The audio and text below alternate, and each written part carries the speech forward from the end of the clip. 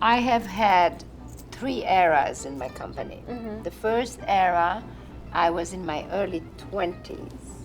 17 years ago, I started again. So first time was American Dream, second time was Comeback Kid. And then now I'm finishing the end of Comeback Kid, and I felt like I needed to put everything in perspective. I did the exhibition because we celebrated 40 years of that one dress. I wrote the book. It's now coming back in paperback. And That's so amazing. I told Congratulations. the story.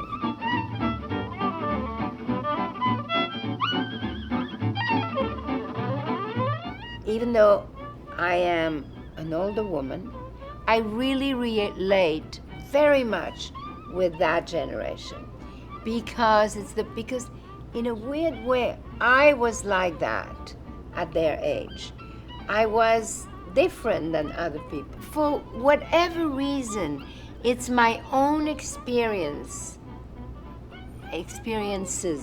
as a woman that I used in my life and in my work. And in order to defend myself, I had to express myself. So I opened up very much. My body, myself, was very much in the front of what the brand became and so on. So I was so much the front and the speaker and, every scar and every effort.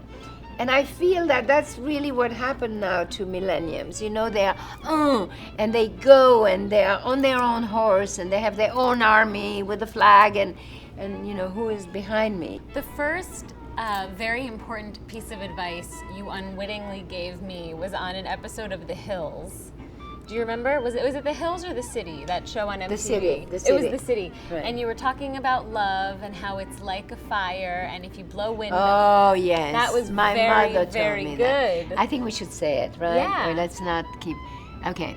Because it was about a girl who had broken up with her boyfriend. Yeah, Whitney was. Okay. And so this is very important. Experiencing the This city is very lament. important. Oh, no. She wasn't broken up. They were separated geographically. Okay. All right? So this is something that happens to most girls, right? And so my mother used to say, absence is to love what the wind is on the fire. It extinguishes the small one and amplifies the big one.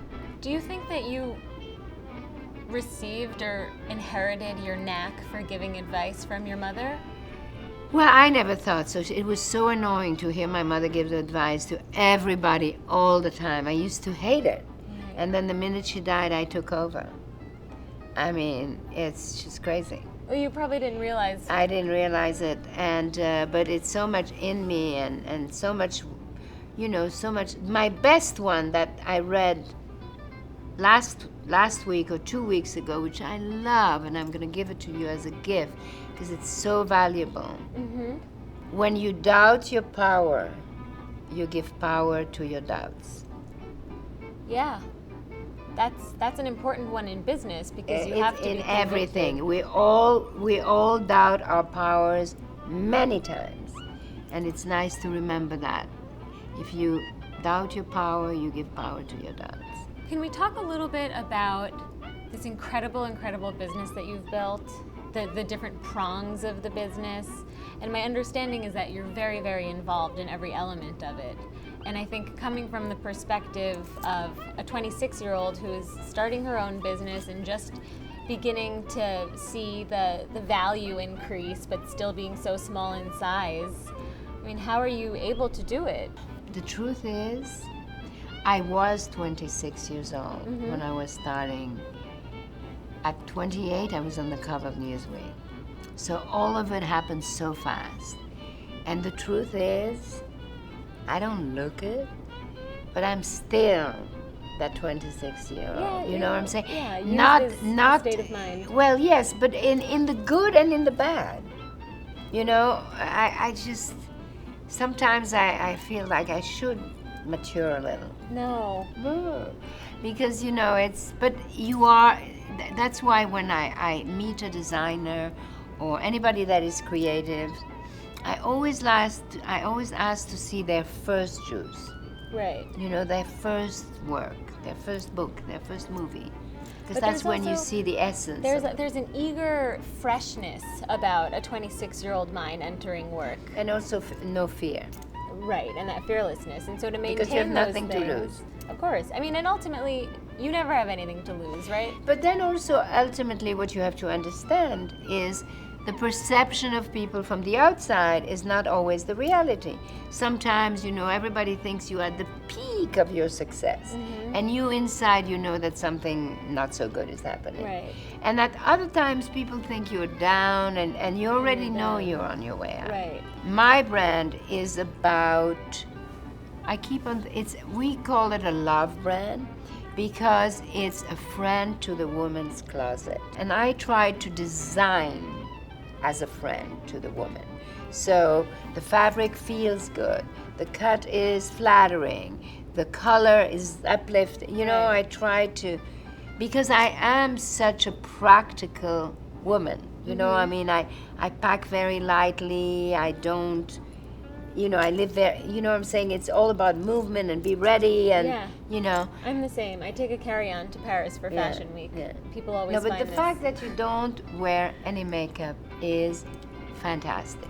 I know that I look better with makeup on, but I feel better like this because I think that it sends a better message, which is that you can be out there, you can feel No, great. I agree. Listen, I have the same, I can compare that to the fact that I've had no plastic surgery or nothing like that. I mean, I'm sure I would look better, but I'm not sure I would feel me. Inauthenticity can be cut through with a knife. You can Really? smell it from a mile away. So that's important for your generation. Yes. I'm very curious about how you plan to change the brand.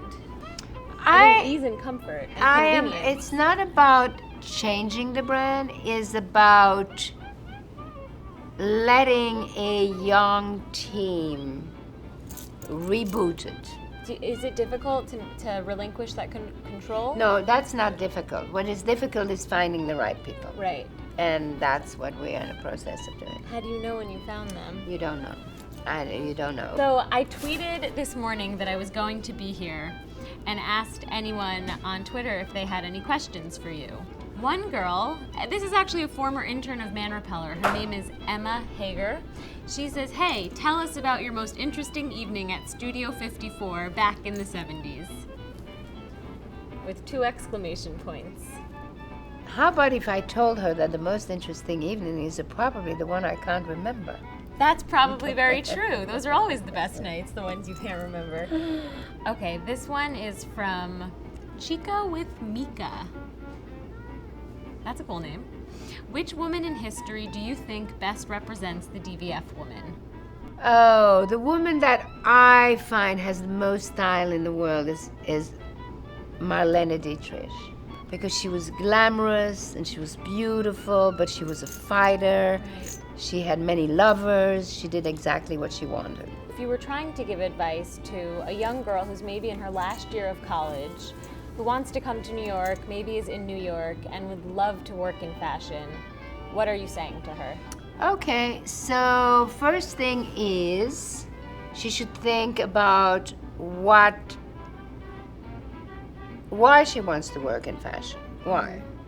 And which is the fashion designer that she likes the most, or where, and then she should try to find any job.